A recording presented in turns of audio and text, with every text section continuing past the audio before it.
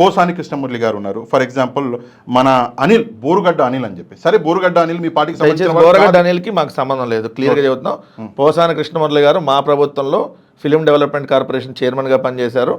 Yes, మా పార్టీకి సంబంధించి ఆయన ప్రచారాలు చేశారు, మా పార్టీకి సంబంధించిన వ్యక్తిగానే మేము ట్రీట్ చేసాం. కానీ ఆయన రాజకీయాల నుంచి ప్రజెంట్ తప్పుకున్నాడు. ఇది పాయింట్ నెంబర్ 1. 2, మీరన్న బోరగడ్డ అనిల్ ఎవరన్నా అరెస్టులు మేమన్నా తప్పని అన్నాం ఈ రోజన్నా వైఎస్ఆర్సీపీ వాళ్ళు?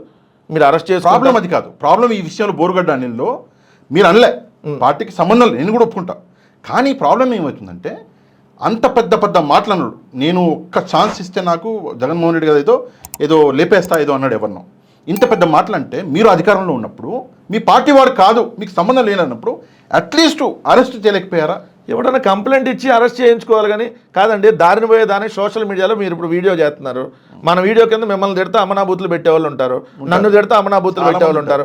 అది మీరు నేను కంప్లైంట్ ఇవ్వాలి తప్ప అట్లా దారిని పోయి ఎవడో బోరగడ్డ అనిల్ తిట్టాడు, లేదంటే పలానా సునీల్ తిట్టాడు, లేదంటే పలానా వెంకయ్య తిట్టాడు, పలానా పొల్లయ్య తిట్టాడు, వాళ్ళ మీద ముఖ్యమంత్రి ఎందుకు రియాక్ట్ కాలేదు, వాళ్ళ మీద మంత్రులు ఎందుకు రియాక్ట్ కాలేదంటే అడిగేవాడికన్నా బుద్ధి జ్ఞానం ఉండాలి కదా.